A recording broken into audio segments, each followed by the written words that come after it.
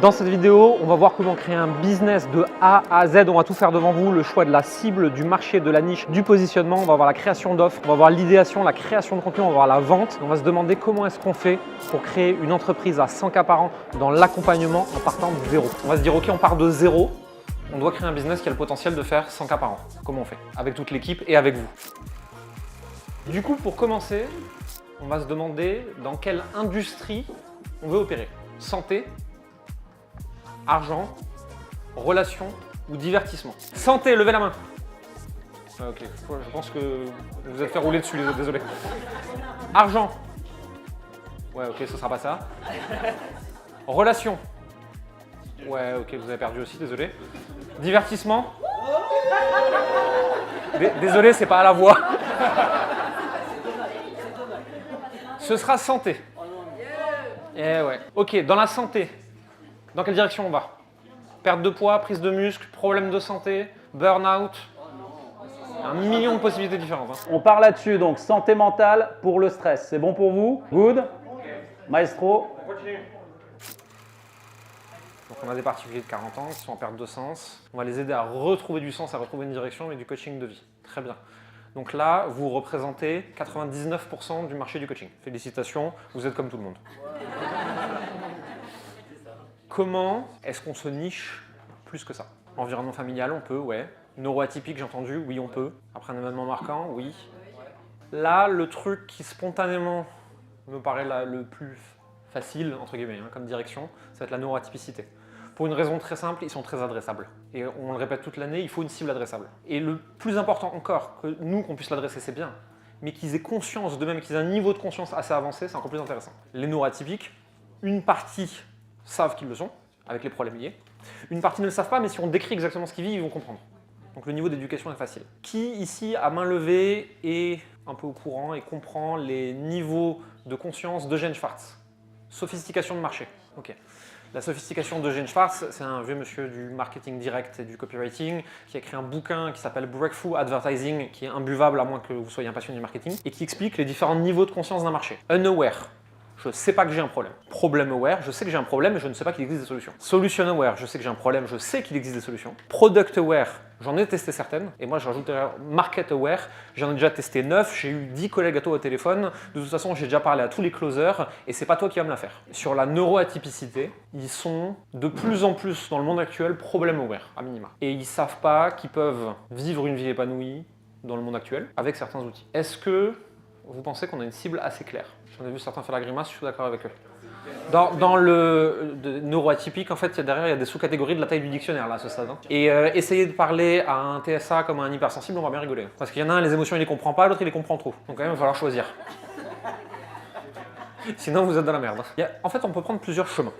On peut partir de quelle est ma compétence, qu'est-ce qu'elle peut résoudre, qui en a besoin. On peut partir de telle personne très précis, elle a tel problème en général très précis, voici comment je vais l'aider. On peut prendre tous les chemins qu'on veut, du moment qu'on arrive à qui est en train de vivre quoi et comment je l'aide. Qui est-ce qu'on choisit dans nos neuroatypiques? TDA c'est intéressant, hypersensible c'est intéressant aussi. Bon, on va faire main levée, ensuite on décide. Hypersensible, qui?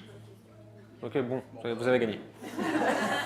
Ok, qu'est-ce qu'ils ont vécu pour arriver à cette perte de sens? Échecs successifs dans le travail. Pourquoi? Parce qu'ils n'arrivent pas à s'adapter. Pourquoi? Parce qu'ils ne s'écoutent pas. Et comment tout ça, ça amène cette perte de sens? Il y a plein de gens qui n'ont aucune idée de qui ils sont et qui avancent dans la vie sans la moindre problème. Pour qu'il y ait une perte de sens, il faut qu'il y ait un moment une confrontation et un pas de côté avec la réalité en disant non mais qu'est-ce qui est en train de se passer là? C'est quoi ce merdier là? Qu'est-ce que je fous là? Comment est-ce qu'on arrive à avoir ce déclencheur du mauvais choix de carrière, de famille, de direction dans la vie, etc. Qu'est-ce qui fait qu'à un moment on est capable de mettre ce pas de côté? Un choc, une épreuve. Quoi par exemple? Un décès, ok. Accident de voiture, ça j'en ai déjà vu plein comme ça. Ce que je vous propose, on va dire une perte. Ça peut être professionnel, personnel, ça peut être un décès, enfin voilà. Il y a un événement qui crée une perte, qui crée ce moment de ralentissement, qui crée un pas de côté, qui fait que cette personne hypersensible se dit merde, j'ai fait n'importe quoi avec la direction que je voulais dans ma vie et aujourd'hui je suis paumé. Ok, je sais plus ce que je veux, je sais plus qui je suis. Est-ce que vous voyez le niveau de précision qu'on va chercher? Vous devez les connaître mieux qu'ils ne se connaissent eux-mêmes. Ces gens-là, qu'est-ce qu'ils vont faire pour chercher une solution? Ils vont aller voir les psys, ouais. Ils vont lire quoi? Des bouquins de dev perso, ouais. Et c'est pas le haut du panier du dev perso qu'ils vont lire. C'est le bouquin de gare, quoi. Donc on connaît petit à petit les fausses solutions. Disclaimer, les fausses solutions, là je suis en train de faire une généralité. J'ai vécu un truc il y a 2 ans où une personne s'est très fâchée avec nous parce qu'on disait que le yoga et la méditation étaient une fausse solution à la dépression. Et la personne disait oui mais moi c'est précisément comme ça que j'ai résolu la mienne, vous êtes des menteurs, vous êtes des méchants, vous êtes des connards, au revoir. Ça arrive, c'est pas le problème.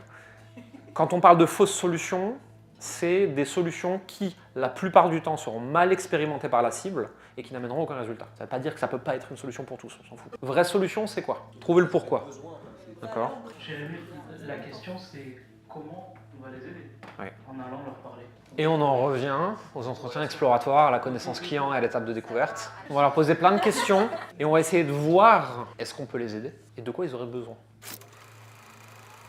Parce qu'en fait, même avec notre cible méga précise qu'on connaît bien et qu'on comprend bien, là, on ne peut pas aider tout le monde. Il n'y en a que 1% de toute cette cible déjà très précise qu'on va pouvoir vraiment aider. Vision d'ensemble, on part de zéro. Il va bien falloir qu'on dessine des hypothèses de ce qu'on est en train de faire. On ne peut pas aller au pif, arrêter de gens dans la rue. Hein. Donc on va se faire 20 pages complètement fictives sur notre avatar, ce qu'il vit, ce qu'il a comme problème, comment on pourrait le résoudre. On va créer un business dans notre tête, ça peut faire 20 pages vraiment. Hein. Et derrière on va aller le confronter au réel. 90% de ce que vous aurez écrit sera faux, donc on va le corriger en écoutant les gens et ce qu'ils disent, en réutilisant leurs mots, et ensuite on va réaffiner. C'est comme ça qu'on va commencer à créer une offre. Cette offre, on va la confronter à ces gens qui ont eu au téléphone, ou par message, ou en lisant sur les forums, peu importe. En fonction de leur réaction, on va voir qu'on a à nouveau au moins 50% faux, on va affiner, et ainsi de suite. Nous, encore aujourd'hui, on se pose régulièrement la question de qu'est-ce qu'on a faux. Ça, c'est le petit pic pour tous ceux qui me disent « Ouais, non, mais la cible, c'est bon, j'ai déjà vu, je suis trop avancé pour ça. Ouais, » Moi, pas. Donc, visiblement... Et généralement, cette première étape, elle est très souvent, malheureusement, sous-estimée et vous accélérez trop dans cette étape-là. Et quand vous arrivez à l'étape de la vente, vous allez avoir des objections, vous allez galérer à comprendre et à traiter les objections à ce moment-là, ou vous allez tomber sur une vague de personnes qui vont vous dire « je ne sais pas si c'est fait pour moi, je dois réfléchir ou c'est trop cher ». Mais généralement, quand on fait bien cette étape-là, et c'est pour ça qu'on insiste là-dessus, quand on fait bien cette étape-là, on a une stratégie de contenu qui parle à notre audience, et donc les objections, en fait, on les connaît déjà. Quand j'arrive dans un appel, je sais déjà qu'est-ce que je vais avoir comme objection, je suis déjà prêt à ça. Et je ne vais pas avoir des surprises comme vous me partagez tous les lundis, en fait. Hein. On veut... Alors attention, quand je dis douleur, il y a toujours des gens qui me disent « oui, ma cible n'a pas de douleur ». Ça peut être douleur ou désir inassouvi. Il faut que ce soit urgent, brûlant, douloureux, important. Ça peut être un problème qui me fait mal, mais ça peut être un truc dont j'ai toujours rêvé et que j'ai toujours pas fait. Quoi. On peut avoir le même niveau de besoin avec une douleur forte ou un désir fort. L'exemple que je donne toujours à la con, c'est dans la perte de poids, c'est tu veux vendre un truc à 10 000 à une personne qui a 2 kilos à perdre. Elle s'en fout, elle te filera jamais 10 000 balles. Elle en a rien à secouer en fait, elle trouvera une autre solution. Une personne par contre qui a 40 kilos à perdre dans les 3 semaines, sinon elle meurt. Alors je caricature exprès à l'extrême, mais c'est nous qui allons faire prendre conscience à la personne du coût de non-résolution du problème. Donc en fait, c'est notre responsabilité, j'allais dire de sachant, j'aime pas le terme, mais de celui qui est observé, de faire prendre conscience à la personne que le coût de non-résolution est important. Attention, on peut vite basculer dans la manipulation pour aller chercher des sous. Notre job, et de la faire bouger positivement et prendre conscience. C'est pas qu'elle achète chez nous. Très bien. On commence à y voir un peu plus clair. On va aller leur parler, on va essayer de les comprendre, on va voir ce qu'ils veulent, ce qu'ils font, que, quoi, comment, etc. Et à un moment, il va falloir packager une offre pour aider ces gens-là. Qu'est-ce qu'on leur propose? Qu'est-ce qu'on résout? Parce que ces gens-là, on va t'aider à retrouver du sens. Oui, bon, d'accord, très bien, merci. C'est écrit aussi sur les livres à la Fnac. Projet de vie professionnel, ça pourrait. Retrouver une carrière qui t'anime. Quelqu'un comme ça, comme on a décrit, qui retrouve du sens. Ça se manifeste comment? Concrètement, dans son quotidien. Changer de travail, une activité qui l'anime. Quels sont les symptômes les plus communs d'une personne dans cette situation avant qu'on intervienne? Perte de sommeil, repli sur soi, repli sur soi, d'ailleurs c'est toujours encore trop, ne voit plus ses proches, n'a plus envie de sortir, n'a plus envie de faire les activités qu'il aime, ne trouve plus l'énergie de se lever le matin, rupture avec la famille, rupture avec le conjoint, rupture avec le travail, difficulté à se concentrer, voilà. Là, on est sur des choses très concrètes. Qu'est-ce qu'on résout en premier pour cette personne? Ouais, c'est quoi qu'on doit faire pour la faire bouger en premier? Qu'est-ce qu'on doit lui redonner comme... Qu'est-ce qu'elle doit retrouver en premier, cette personne? L'espoir et l'envie, c'est pas un truc matériel, hein. Vitalité non plus. Un agenda, ouais. Ça doit être pas très sexy, moi je payais pas 5000 balles un agenda. Hein. Retrouver le sommeil, pourquoi pas. Ou alors, par exemple, tu vois, si on voulait aller sur la fierté, exemple, ça pourrait être retrouver l'envie de s'habiller d'une façon qui nous plaît. Mais là, on est sur du concret. C'est la fierté que ça veut dire, mais on est sur quelque chose de concret, de tangible. Est-ce qu'on commence par se lever le matin? Est-ce qu'on commence par s'habiller? Est-ce qu'on commence par dormir? Ou est-ce qu'on commence par les proches? Main levée, les proches. Main levée, le sommeil. Ok, bon, voilà. De toute façon, c'est simple, retrouver le sommeil, c'est le hack pour à peu près 99% des trucs mentaux et physiques. Hein.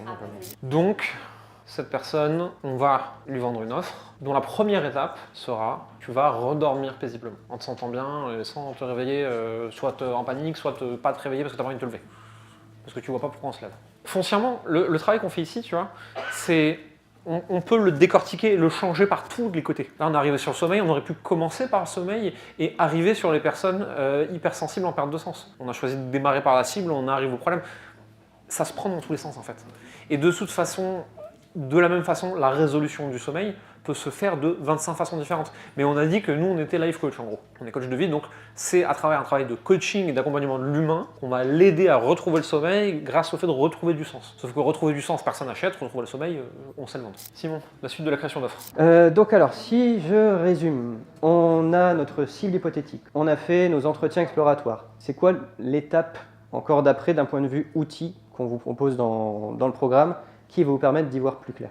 C'est un outil qui vous permet de cartographier le côté psycho-émotionnel de votre avatar. Avatar, persona, client idéal, c'est la même chose. Ça veut dire que vous allez vous poser, avec tous les entretiens que vous avez faits, vous allez savoir ce qu'elle regarde, qu'est-ce qu'elle pense, de quoi est son environnement, jusqu'à la déco de son salon et si elle regarde Nagui le soir. Les personnes pour mes entretiens exploratoires, je les trouve où?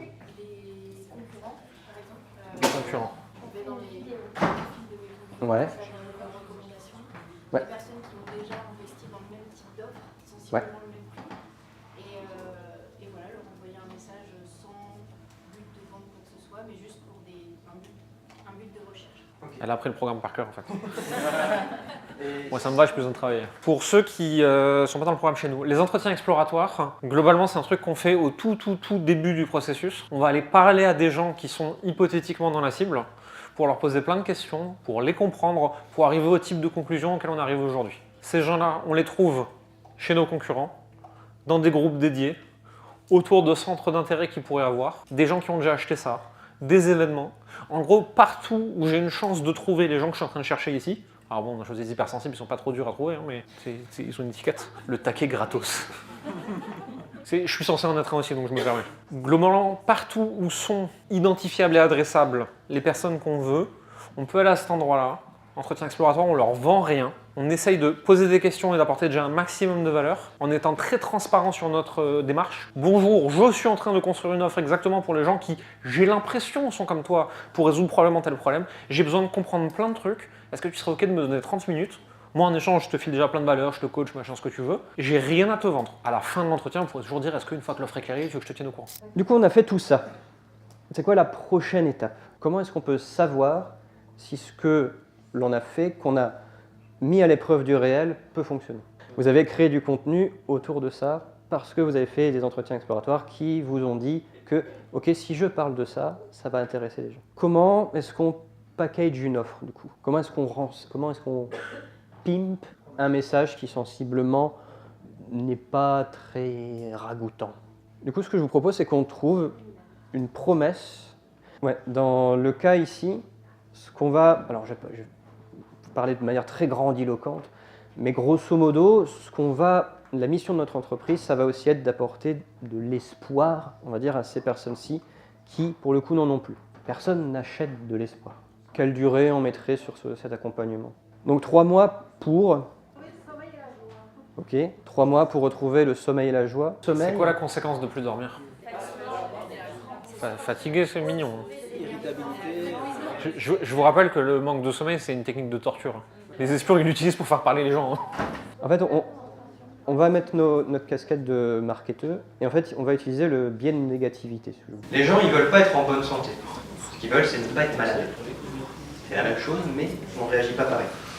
Du coup, comment on transforme le fait de retrouver le sommeil via le biais de négativité? Bon, on va couper la poire en deux. Une promesse qui va vers le désir, 3 mois pour faire des nuits de 8 heures réparatrices qui te donnent de l'énergie nécessaire et suffisante pour retrouver un sens à ta vie.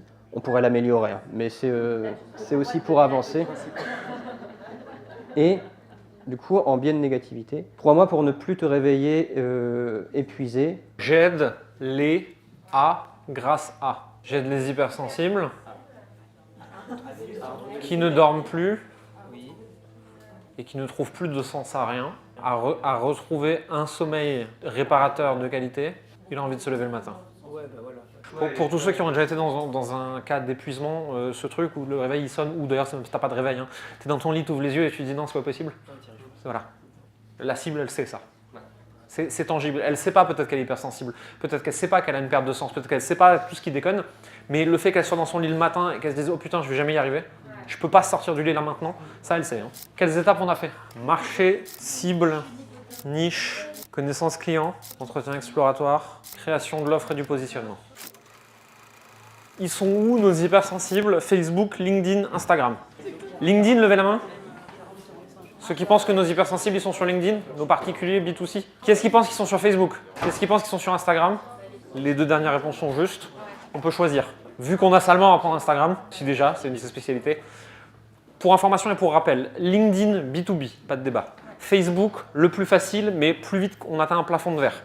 Parce que l'algorithme n'est pas ouvert, donc c'est difficile de toucher toujours plus de gens. Instagram, plus long, plus difficile, mais pas de plafond de verre.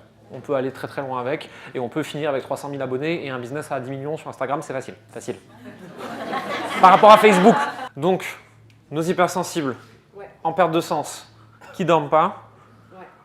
On va créer un profil Instagram pour leur parler.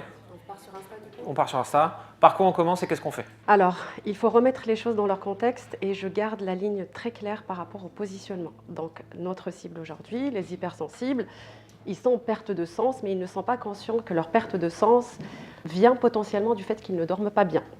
Donc, en fait, tout l'enjeu du contenu va être d'un côté, avec la promesse qu'on a clarifiée au début, dormir mieux et tout ça, il faut leur faire prendre conscience que c'est en dormant mieux qu'ils vont retrouver sens et qu'ils vont pouvoir retrouver un petit peu ce qu'ils ont perdu. Comment est-ce que je fais pour créer un petit peu tout cela dans les contenus? Si on reste dans la formation, on a les 3 types de contenus, le tofu, mofu, bofu. Tofu, mofu, bofu, top of funnel, middle of funnel, bottom of funnel. Tofu, contenu de découverte, des inconnus doivent tomber sur moi. Middle of funnel, du contenu d'expertise, je dois être capable de faire une démonstration de compétences et prouver que je comprends ce que je raconte. Bottom of funnel, qui fait vendre. En fait, on imagine toujours un entonnoir. C'est une question de conscience. Les gens qui viennent sur vos réseaux sociaux, ils n'ont pas le même niveau de conscience. Il faut toujours cibler les personnes au début qui n'ont absolument pas conscience du problème qu'ils ont et encore moins de la solution et encore moins que c'est vous la solution. Donc, il faut commencer vraiment par cette entrée-là.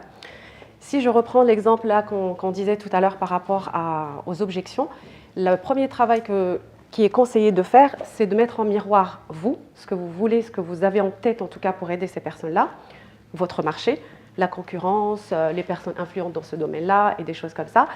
Et puis surtout ce que vous avez appris à partir des entretiens exploratoires. Mais vraiment élargir. Où sont mes prospects? Où est-ce que je peux les avoir? Pas seulement sur votre réseau, parce que c'est souvent l'erreur qu'on voit. Vous vous positionnez sur Insta, vous cherchez vos prospects sur Insta, alors que vos prospects, ils sont partout. Ils sont sur les réseaux, sur Facebook, sur LinkedIn et sur d'autres choses, potentiellement, hein, ça dépend des marchés, mais ils sont aussi en physique, dans des associations, dans des événements ou autres. Toujours est-il, une fois que vous avez fait vos entretiens exploratoires, vous avez le verbatim, les mots qu'ils utilisent, comment eux, ils s'expriment quand ils vous parlent. J'en ai marre de me réveiller comme ça, j'aime pas commencer ma journée, de toute façon, ça sert à rien, les journées se ressemblent. Ces choses-là, en fait, on les note. Qu'est-ce qu'ils se disent? Les objections. Qu'est-ce qu'ils se disent? Je suis crevée. Ok. Imaginez-vous, vous êtes dans le fil découverte de réel sur Instagram, le truc qui nous happe le cerveau, là, et vous tombez sur un Reels qui est une demi-blague, qui est censé adresser un problème récurrent de nos hypersensibles en perte de sens qui ne dorment pas, ou vraiment le truc où vous dites, quand vous allez tomber dessus, faut trop que je lui envoie. Qu'est-ce que c'est? Je vous rappelle qu'on est sur Insta et il y a une dimension de contenu qui est sur Insta qui happe beaucoup plus que sur les autres réseaux, c'est l'humour. Donc si vous tombez sur un reel en mode ma tête le matin quand je me réveille, en mode un truc comme ça va vous faire sourire, ça va vous faire quelque chose et vous allez partager à tous vos potes qui eux aussi ont du mal à dormir, ou en tout cas se sont paumés ou que sais-je, ou quelque chose comme ça. Donc on réfléchit plus dans ce sens-là, c'est vraiment la surface. Je vous rappelle, ils n'ont pas conscience, donc qu'est-ce qu'ils se disent potentiellement, à quoi ils pensent, quelles sont les émotions qu'ils ressentent. Donc le premier travail, c'est qu'on liste un petit peu toutes ces choses-là, parce que ça va être ça le contenu que vous allez créer. Donc le premier focus, c'est ça. Je liste un petit peu toutes ces idées-là, et ensuite, je crée du contenu. Et je commence à voir un petit peu comment est-ce que je vais formuler ce contenu en mode accroche. Donc là, on a le fond plus ou moins clair, on n'est pas encore dans la construction. Et on a maintenant comment est-ce que je vais le transformer en accroche qui va faire que la personne, quand elle scrolle sur son fil d'actualité, va s'arrêter dessus. Il va se dire, putain, ça c'est vraiment pour moi, ça me parle. On va faire un Reels. pour happer des nouvelles personnes dans notre univers, qu'est-ce qu'on fout dedans? Moi, je sais plus qui m'a envoyé un message l'autre jour sur Instagram qui dit « Oui, Jérémy, je me pose une vraie question pour essayer de comprendre ta DA. Un jour, c'est digne d'un film hollywoodien, le lendemain, c'est Paint de 2005. » Oui, c'est normal, Paint de 2005, c'est quand moi, j'essaie de faire un truc tout seul. Alors, je vais rebondir sur ça, je vais faire une parenthèse très importante pour Instagram en particulier, c'est que plus vous jouez au camp, mieux c'est en fait. Plus vous lâchez prise et vous suivez les tendances, mieux c'est. Plus vous êtes scolaire, moins c'est bon. Donc Jérémy, au début, il allait chercher les filtres à la TikTok. Là, typiquement, si on reprend le loup-garou, il va chercher un filtre loup-garou et typiquement, il est capable de créer un truc comme ça en mode loup-garou. Mais ça fait sourire, ça fait s'arrêter les gens en fait. Ils ne sont pas conscients derrière de ce que moi je veux dire par ce message-là, mais au moins je les ai accrochés. J'ai leur attention et ensuite ils s'abonnent. Et derrière, il y a d'autres types de contenus qui vont arriver, qui vont les nurturer. Donc sur Insta, il faut vraiment se lâcher. Donc ça, c'est pour la parenthèse. Effectivement. Je vous donne un exemple sur... Ouais. J'avais pris un filtre TikTok où quand vous filmez votre tête, il y avait vous avec des mains qui sortaient des oreilles, qui jonglaient avec des boules qui étaient votre tête aussi. Très bizarre comme truc. Et j'avais mis en description les entrepreneurs débutants qui jonglent avec la vente, le marketing, la création de contenu, la cible, l'offre et l'argent au lieu de lis la description. Et vraiment, je scrolle des fois pendant une demi-heure les filtres à la con en me disant qu'est-ce que je pourrais faire comme connerie aujourd'hui. Donc là, on arrive forcément à la partie, en fait, avant même d'arriver à comment je transforme mon idée en type de contenu, on est encore dans juste quel type de contenu je vais poster. Donc souvent, quand je vous vois en permanence en flash, la partie stratégie social media, vous ne l'avez pas vraiment travaillé correctement, en tout cas profondément. Vous êtes plus « Ah, mais mon reel n'a pas eu beaucoup de vues. Ah, j'ai pas beaucoup de commentaires. Ah, je ne sais pas quel c'était à mettre dans mon call. » Mais en fait, le fond n'est pas là déjà. Donc, on revient au fond. Et c'est pour ça que c'est très important de revenir à vos prospects, au EE, au marché, à la concurrence, qu'est-ce qui fonctionne. Et ça, c'est un travail que souvent on ne fait pas. Toutes ces idées-là, elles peuvent créer du contenu qui va être tofu, du contenu qui va être mofu et un autre qui va être bofu. Et chaque idée peut être recyclée en différents formats. Donc, avant même de vous poser la question est-ce que je vais faire un reel? Est-ce que je vais faire un carrousel? Est-ce que je vais faire une story? Ou est-ce que je vais faire quelque chose? Assurez-vous déjà d'avoir ce cadre éditorial de contenu et d'idées que vous voulez mettre sur votre Insta. Et on revient à la connaissance de la cible. Je vais faire un post qui va les emmener en mode, au début, ils se reconnaissent. Ensuite, ils vont réaliser que c'est le réflexe qu'ils ont souvent par rapport à cela. Pourquoi ça ne fonctionne pas? Et si tu veux en savoir plus, commente mélatonine et je t'envoie quelque chose qui va encore plus dégommer cette objection. On peut donner un exemple peut-être si tu veux bien. Vous allez chercher un filtre qui vous fait une gueule bizarre, qui vous picassote la tête et vous mettez en texte ma tête quand je me réveille le matin après avoir pris 5 mg de mélatonine en pensant que ça allait m'aider à dormir. Et là, c'est un type de contenu qui va être que ça en fait. Ce type de contenu, surtout, ne rédigez pas un pavé monstre avec. Parce que l'idée n'est pas là. L'idée n'est pas d'éduquer votre audience sur pourquoi la mélatonine, c'est pas bon ou autre. Là, l'idée, c'est juste qu'ils se reconnaissent. Une autre fois, vous allez créer un contenu qui va être plus mofu, où justement, vous leur expliquez pourquoi il ne faut pas prendre les 5 mg de mélatonine et qu'est-ce que ça fait. Et une autre fois, c'est pourquoi vous, dans votre accompagnement, vous ne prenez pas en tout cas ce type de méthode dans votre accompagnement. Donc, vous voyez, d'une seule idée, on a 3 types de contenus, des formats différents, et forcément, ça va parler à la cible, quel que soit le niveau de conscience auquel elle vous a découvert sur votre profil. Ça, personne n'en parlera jamais, c'est un tabou, etc.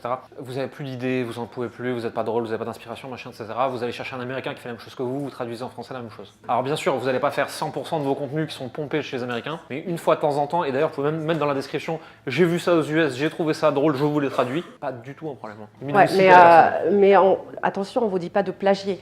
Donc on ne vous dit pas de prendre le contenu tel quel et de le reproduire sur votre compte sans... C'est juste que les Américains, malheureusement, les anglo-saxons, ils sont toujours en avance par rapport aux tendances, par rapport à pas mal de choses. Et c'est une énorme source d'inspiration. La chose que les gens qui me connaissent d'Internet me disent le plus quand ils me rencontrent, c'est « Ah mais t'es sympa en vrai !» Oui. Mais en fait, je joue tellement de ce truc de papy grincheux sur les réseaux à gueuler, parce que ça marche, ça fait de la viralité à chaque fois, que les gens pensent que je suis ça. L'humour, la colère, l'indignation, ce que tu veux en fait. Du moment que tu ne tombes pas dans les dérives de devenir vraiment plus que ça, de devenir une caricature de toi-même, s'en fout, ça marche. Dans un contenu que j'avais fait, je disais maladroitement, l'éthique on s'en fout. Je parlais d'entrée de tunnel. Il y a 2-3 personnes qui sont énervées en disant non, mais on s'en fout pas du tout. Je me suis mal exprimé. Ton but, c'est d'attirer l'attention vers toi. Utilise tous les moyens à ta disposition pour le faire. Ton éthique, ta déontologie, tes valeurs, ta morale se posent après avoir capté l'attention. Notamment dans ton produit et dans ta vente. C'est là où c'est le plus important même d'ailleurs selon moi. Quand on regarde la pub Cartier qu'il y avait eu à l'époque de 3 minutes 30 et qu'on voit un léopard en or avec des yeux en saphir qui traverse, là, on sait que c'est pas vrai. Je m'attends pas au moment du petit-déj à voir le tigre Kellogg's venir me le servir, on est tous d'accord. Mais par contre, nous, vu qu'on fait de l'humain, la pub, non, l'éthique, la déontologie, non, c'est une pub en fait. Au contraire, surjouer pour qu'on soit sûr que c'est n'importe quoi, c'est une pub. Derrière, on ne ment pas, on triche pas, on est aligné avec ce qu'on vend. Un contenu, une pub, c'est pour attirer l'attention. Vous vendez des céréales. Bah, je finis juste sur les autres types de contenus. Si vous avez listé, vous avez défini votre cadre éditorial, vos thématiques, vos piliers de contenu, on prend chaque cible et on prend notre cible là typiquement pour les hypersensibles. Il y a la partie qu'on va appeler plus dev perso, où il y a justement tout leur côté dev perso, leur blocage, leurs croyances et compagnie. Il y a le sommeil en lui-même, il y a leurs espérances, j'analyse, je définis mes piliers et je fais du tofu. Quand vous commencez sur Instagram, c'est 80% de tofu que vous devez faire du mainstream parce que votre objectif premier, c'est la visibilité. Votre objectif premier, c'est créer une communauté, ramener des gens avec qui vous avez besoin d'échanger. Donc, il faut que j'aille les chercher, les provoquer. Donc, d'abord, c'est quel type de contenu leur parle de manière très soft. Mais derrière, faites du contenu où on voit votre expertise. Mixez le mot fou et le beau fou, en fait, dans un sens. N'allez pas direct parler de votre offre en mode j'ai inventé une méthode qui s'appelle machin et qui règle ça. On s'en fout de votre méthode. Les gens s'en foutent de votre méthode à ce stade-là. Ce qu'ils veulent, c'est savoir qu'ils peuvent arriver au point B en partant du point A grâce à vous. Ne justifiez pas plutôt ce que vous faites, vendez-leur ce qu'ils veulent entendre. Mais il faut du contenu qui montre que vous savez de quoi vous parlez. Et ces personnes-là qui vont vous découvrir avec du contenu très light, mainstream, tofu, ils vont arriver sur votre profil, ils vont voir qu'est-ce qu'il faut épingler, ils vont voir que vous faites le lien entre devenir un loup-garou et le fait de trouver un sens dans votre vie. Ils vont être nurturés. Il y a un mot-clé que vous oubliez souvent, c'est que ça ne tombe pas du ciel rapidement, ça ne tombe pas du ciel tout seul. Il y a la persévérance et la régularité. Les réseaux sociaux, c'est positionnement, offre, stratégie. Et ensuite, je m'amuse en étant régulier et en persévérant et ça finit par payer. On était très contents de vous avoir avec nous. Comme à chaque fois, sans la moindre exception, pendant les 2 mois d'organisation après l'événement, je dis que plus jamais. Ensuite, j'arrive ici, je dis que c'est cool. Demain matin, je vais vouloir en refaire un. Et ensuite, à la prochaine organisation, je dirai plus jamais. De toute façon, l'événementiel, c'est de la merde, j'en ai marre. Et pourtant, j'ai Estelle et Sam qui s'occupent de tout ma place. Globalement, l'intérêt de ces événements-là, c'est de se rappeler que des deux côtés, côté entreprise et côté client, il y a des humains. Et que c'est pas juste oui mais le coach il veut pas que je fasse ça, et nous c'est pas oui mais le client il est embêtant, il me saoule. C'est dans ces moments-là qu'on reconnecte avec pourquoi on fait les choses, et c'est important de se le rappeler, et je voulais vous dire à tous, d'un côté comme de l'autre, merci pour ces 2 jours ensemble. Rappelez-vous aussi que ce soit pour vous quand vous créez du contenu, quand vous allez faire des choses, ou pour les gens que vous voyez sur Internet, Internet n'est qu'une partie de qui on est, n'est qu'une partie de ce qu'on montre, et c'est ce qu'on choisit de donner. De la même façon, vous voyez toujours beaucoup de gens, oui, c'est des entrepreneurs inspirants, ils gèrent tout, le sport, le business, les enfants, la famille. Ouais, ils m'appellent à 23h en prenant leur Xanax. Rappelez-vous de ça aussi, ce que les gens montrent sur Internet, c'est pas que la réalité. C'est une partie de ce qu'ils ont choisi de montrer. Internet, c'est un canal de communication. Je pense que c'est un bon mot de la fin. Derrière YouTube, LinkedIn, Facebook, etc., dans tous les cas, il y a des humains qui font de leur mieux, et vous en faites partie.